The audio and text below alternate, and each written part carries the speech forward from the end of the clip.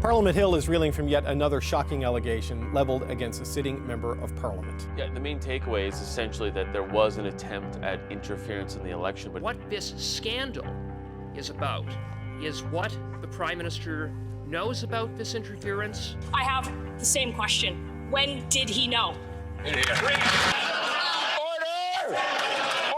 So if you have seen the news lately, you probably have seen something like what I just showed you. But does this stuff actually mean anything?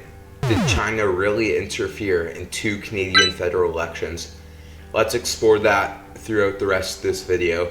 This is Dylan EDU, and today we are talking about Chinese foreign interference in the 2021 and 2019 Canadian federal elections.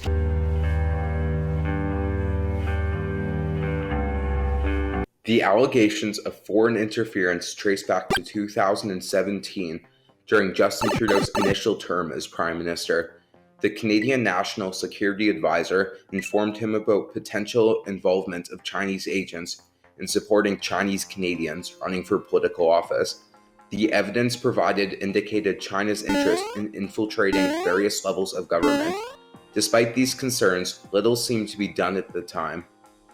However, just 3 weeks before the 2019 election, the Liberal Party was briefed about allegations involving one of its candidates, Handong, in a foreign interference network during his nomination, where another Liberal candidate, who initially intended to run for re-election, was allegedly pressured by China into not running again.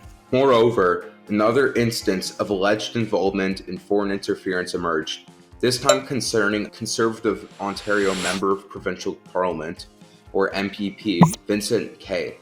He was accused of participating in the foreign interference activities and receiving payments as a financial intermediary. He denied these accusations, resigned from the Progressive Conservative, or PC caucus, and became an independent. Fast forward to 2021, when Justin Trudeau called another election. Similar to the previous election, CSIS documents suggested that China intended to infiltrate this election as well, and again wished to see a Liberal minority elected. Post-election discussions arose about the Conservative Party's loss in this election and the impact of potential foreign interference. The Conservatives approached this issue very cautiously, wanting to avoid potential parallels to a certain former US president's rhetoric. If you count the legal votes, I easily win. Nonetheless, concerns were raised that foreign interference by China might have cost the Conservative Party 13 seats in the 2021 election. The allegations prompted curiosity among the Canadian public. Michael Chong summarized it as, "The communist leadership in Beijing did interfere in the last federal election by spreading disinformation through proxies on Chinese language social media platforms that contribute to the defeat a number of Conservative MPs. Later, it was revealed that classified CSIS documents pointed to China utilizing tactics like disinformation and donations to favored candidates across multiple ridings. In the same vein, fresh allegations emerged about Handong. This time, it was claimed that Handong advised the Chinese Consul General in Toronto to not release 2 detained Canadians who were detained in China in response to Canada's arrest of Meng Wanzhou. Handong denied these allegations, stating that he would never advocate for keeping Canadians imprisoned. "I have never, and I will never, and would never advocate or support the violation of the basic human rights of any Canadian," and subsequently resigned from the Liberal Party in an attempt to clear his name. He even sued Global News for defamation, the station who broke the story. The situation continued to escalate, with concerns growing after the Liberal Party delayed having Trudeau's Chief of Staff, Katie Telford, testify about foreign interference allegations. Telford eventually testified, but evaded numerous questions, citing national security reasons. And third, on the specifics of what you were referencing there, I can't get into, unfortunately, in this public setting.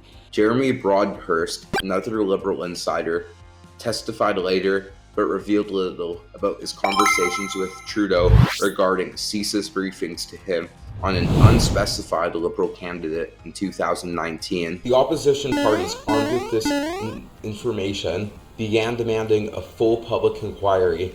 A full public inquiry would entail an official federal investigation into these allegations of foreign interference. Many classified documents would be reviewed in a more transparent public setting. Justin Trudeau rejected these calls and instead appointed a special rapporteur to investigate these allegations of foreign interference.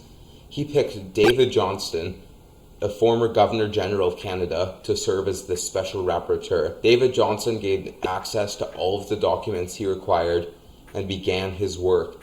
His first job was to determine whether a full public inquiry would be necessary. Unsurprisingly, this decision was met with criticism from the opposition. They pointed to Johnston's past ties with the Trudeau Foundation and questioned his impartiality. The Liberals defended their choice by highlighting his prior appointment by a Conservative Prime Minister and his respected reputation. Johnston's initial report on May 23rd asserted that the government had disregarded any intelligence or advice or recommendations and recommended against a public inquiry due to the potential disclosure of significant national intelligence. But there should not and need not be a separate formal public inquiry. This conclusion was met with further skepticism. Aaron O'Toole, a Conservative Party leader in 2021 during the election, stated that he was only interviewed during the translation of the report from English to French, and that his input had no impact. During a press conference, Johnston confirmed that parts of his report had been sent to translation during his discussion with O'Toole, but that none of them were considered final. Criticisms from Fore resurfaced as opposition parties rejected the report. A week later, the NDP introduced a motion for David Johnston's resignation, supported by the Bloc Québécois and the Conservative Party, and it passed. Johnston initially resisted, but eventually resigned a month later, citing partisan controversy. So, where does this complex issue stand now? It has the potential to impact the Liberal Party, given that this motion to have David Johnston resign from his role as special rapporteur was proposed by the NDP.